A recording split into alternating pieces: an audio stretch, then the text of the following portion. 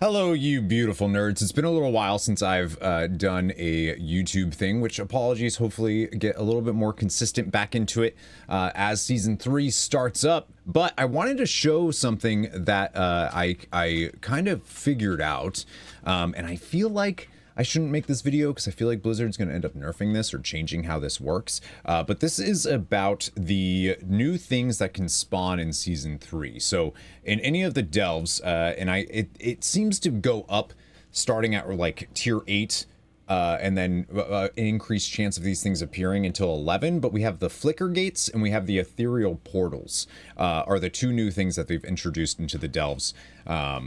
So one of the things that I was doing is Fungal Folly is a unique delve in the sense that you get to go in and you get to see the entire landscape real quick, right? So you can actually see if there's any Flickergates or the Ethereal Portals that are spawned in. So if we go into Fungal Folly real quick, I'm on a Demon Hunter. It doesn't totally matter. It is easier on a Demon Hunter. Anything that can glide is going to have an easier time here. So Evokers, stuff like that. But basically what I've been doing is I can just go in. I can see the entire landscape, right? So I go in, I look around. You'll see sometimes an ethereal gateway over here. Ethereal portal is what it's called. It looks like a machine kind of thing. Will be here. I've seen Flickergates be like over here and over there, and thank you, Brann. And I've even seen one like up here. So basically I could just see the entire landscape, right? And I can look around and be like, okay, well, there's no Flickergates. It looks like none spawned.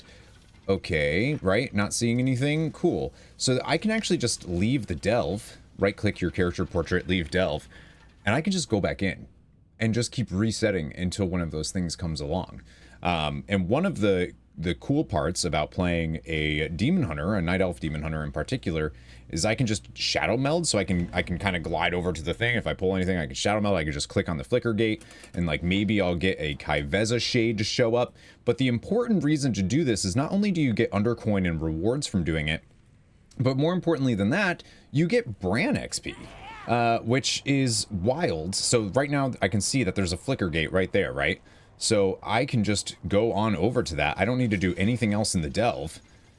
I can just fly over to it since they have spawn in. And obviously you can do this on any variant of Fungal Folly, but it is something that I'm trying to think if there's other delves.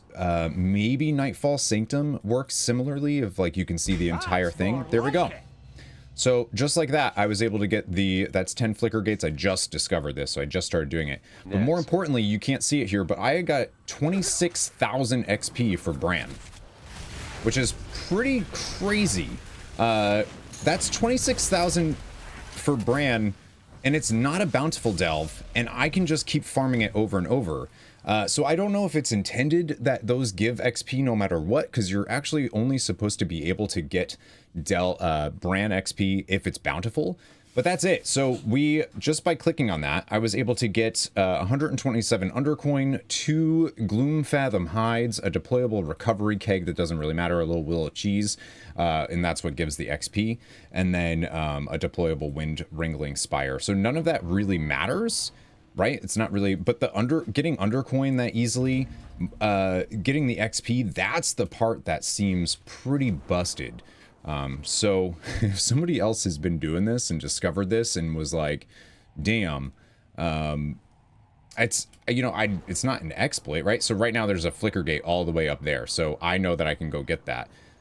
What you really want, at least what I really want, is this is a tier 11, so I'm going to be getting these fairly often, but I want that ethereal gate to spawn here, because if it does, you can use that as a shortcut through the delve, and the best part of that is you actually get nemesis credit no matter what. So you don't have to fight the nemesis stuff, you don't have to go around and clear the delve. Yes. It brings you to like mine, because I got 2 so far in here.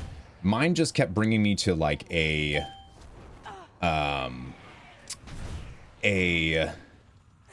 so we're just gonna go through this like a corridor that had like these train tracks, and you could use the train tracks to kill everything, so that was really easy. But I'm just gonna go up through here, get up as far, like I said, it doesn't really matter, and then I'm just gonna shadow meld and hope for the best here. It does look like I have threats still on some stuff, but we'll see what happens. The important part is that I can get up here and I can just click the Flickergate. And a Kai'Veza clone is going to show up, which isn't the worst thing to happen.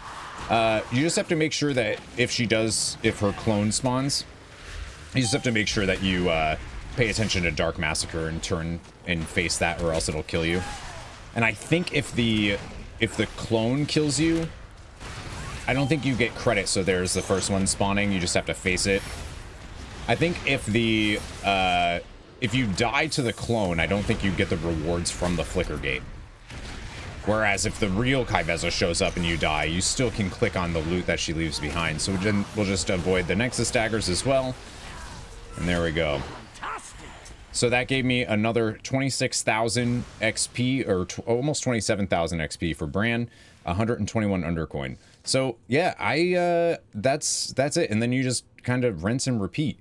But if you get, it's really helpful if you do get that ethereal portal, because it acts as a shortcut. You get the full credit for the Nemesis chest, which has just as much XP, if not more. If you get lucky, you get both a Flickergate and one of those. It's pretty cool. But more importantly, it also gives you credit in your delve for completing, or your vault for completing the delve. So yeah, I just wanted to put out this little video to show that off. I have a feeling that they'll probably change this and make it so that, you know, the Flickergates or whatever will only spawn. See, there's another one there. So I feel like they're going to change it and make it so that they only spawn, you know, maybe you have to, maybe they'll actually do something weird where they like put it in the, you have to get the meeting stone, the restoration stone, maybe. I'm not sure how they can do this without it being kind of annoying, because they can't put it in the treasure room or anything. So, and yeah, XP seems to be, it doesn't seem to be, I'm gonna get this one and then we'll end it there, but it doesn't seem to not allow you to get more after any point. So I don't know. I think it's cool though. I wanted to show it off. So we'll go get this one, and hopefully, like I said, it's super easy if you're playing a Demon Hunter, because you can kind of just glide around. But Fungal Folly seems a good one. The Nightfall Sanctum is probably a good one in Hallowfall. Takrathon doesn't really work that way, because it's actually, like, you can see everything, but it's still kind of a loopy around. I'm gonna actually, yeah, there we go. So yeah, I'm not sure if I would say to do those. We'll pop that. There we go. So that one didn't give us XP. That one didn't give us XP, but it did give us 125 Undercoin. That is only one of like maybe 5 that I've opened that it won't. So I think there's maybe like a chance that you just don't get that item, because the companion XP, the Brann XP, comes from an item that you get from the Flickergate. So it might just be like a chance that, you know, that item doesn't drop. But still, that seems pretty good. And yeah, it seems easy enough. You just leave delve and do that. Obviously, if you need to complete the delve, you should do that and fill that vault, because it's going to be really good gear. All right, that's it for me. Never give up, never surrender.